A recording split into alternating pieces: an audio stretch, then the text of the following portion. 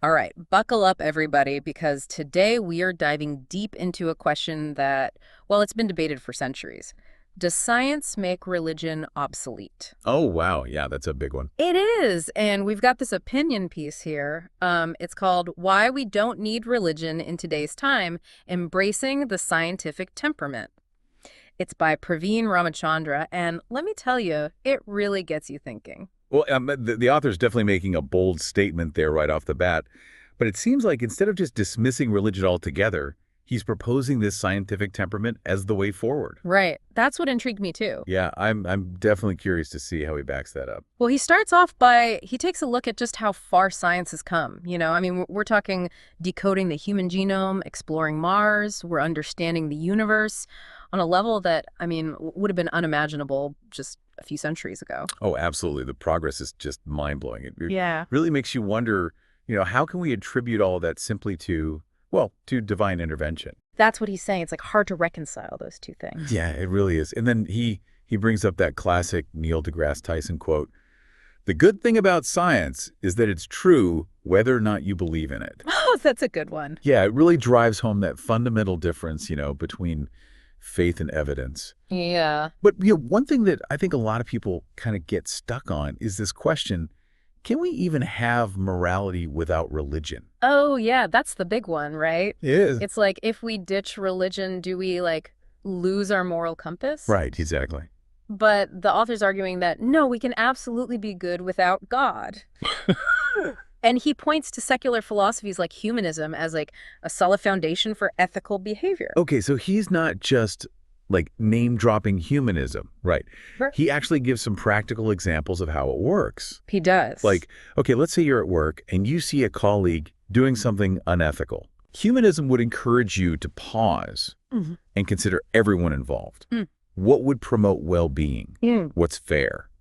It's not about blind loyalty or fear of divine punishment, but making choices based on reason and empathy. So essentially, humanism is pushing you to like think critically and examine your own values. Kind of like, what Socrates was always advocating for. Right, exactly. But then the author takes this even further, right? He argues that science can actually be a unifying force, unlike religion, which, well, let's face it, can sometimes be divisive. Yeah, that's a really interesting idea. Right. It is. Because think about it, the laws of physics, they're universal. Every country, every culture, they all operate under the same scientific principles. Mm. And look at projects like the International Space Station. Right. You have people from all over the world collaborating, coming together to push scientific boundaries. It's true. Science transcends those differences that can sometimes, tear us apart. And wouldn't it be incredible if, like, instead of arguing about religious doctrines, we could all unite around, like, this shared understanding of the universe that's grounded in evidence and reason? Oh, I mean, that's a beautiful thought, isn't it? Right. But here's the big question. Can science actually answer those deep existential questions that we've traditionally turned to religion for? Questions about the meaning of life, the purpose of existence, all that. That's what I was wondering. Yeah. Does he address that? He does, and head on. He says that science doesn't claim to have all the answers, but it encourages us to keep asking questions, to keep exploring. Okay, so it's not about having all the answers. It's about that journey of discovery. Exactly. It's that sense of wonder, that constant search for knowledge that fuels scientific progress and, leads to those aha moments. I see. It reminds me of that Richard Feynman quote, I'd rather have questions that can't be answered than answers that can't be questioned. Oh, that's a good one. It's like science is more about the journey of discovery than reaching a final destination. Yeah, that makes sense. Yeah. It's about embracing the unknown, being open to new discoveries. All right. Okay, but let's be real for a second.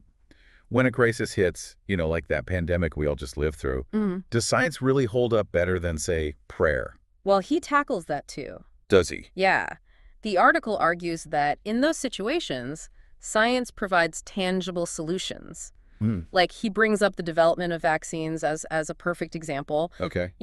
Prayer might offer comfort, but it was scientific research that gave us the tools to actually combat the virus and save lives. Yeah, that's a good point. Yeah. It's like Mark Twain once said, thunder is good, thunder is impressive, but it is lightning that does the work. Oh, I like that. And in this case, science is the lightning. It might not always be flashy or comforting, but it gets the job done.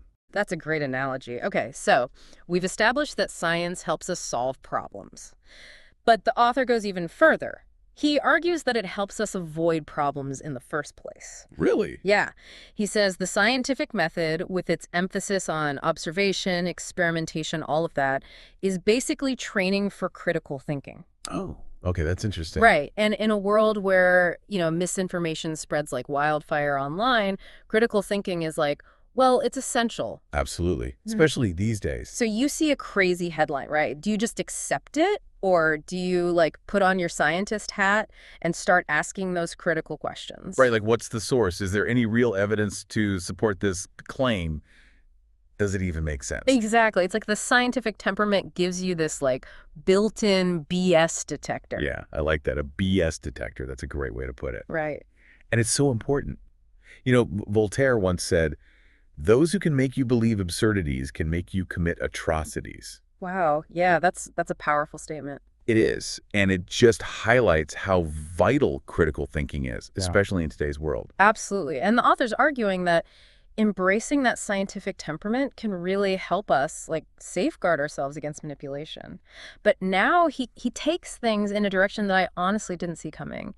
He starts talking about how science can actually be a source of meaning and purpose, even like a kind of spirituality. Oh, wow. So he's not just saying science is about facts and figures, but that it can actually speak to something deeper. Yeah, that's what he's getting at. And he Hmm. he quotes Carl Sagan here, who said, "Science is not only compatible with spirituality, it is a profound source of spirituality." Hmm. That's interesting. I always thought of science is all logic and equations, Mm. but Sagan is saying there's something more there, something that speaks to that, like that deeper part of us. Exactly. Like, think about standing under a clear night sky and just looking up at the vastness of the Milky Way. There's definitely something awe-inspiring about that, something that connects us to something bigger than ourselves.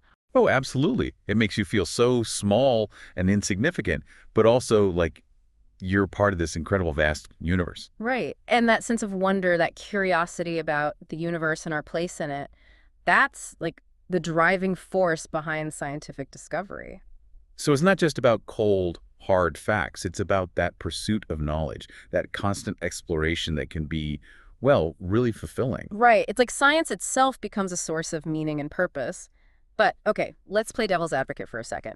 The author focuses on all the good that science has done. But let's be real, there have also been some pretty destructive applications of scientific knowledge. I mean, look at nuclear weapons. Okay, yeah, you can't ignore that. Right. It's like science gives us these incredibly powerful tools, but it doesn't tell us how to use them. That's true. So whose responsibility is it then? Well, the author's argument is that the responsibility falls on us.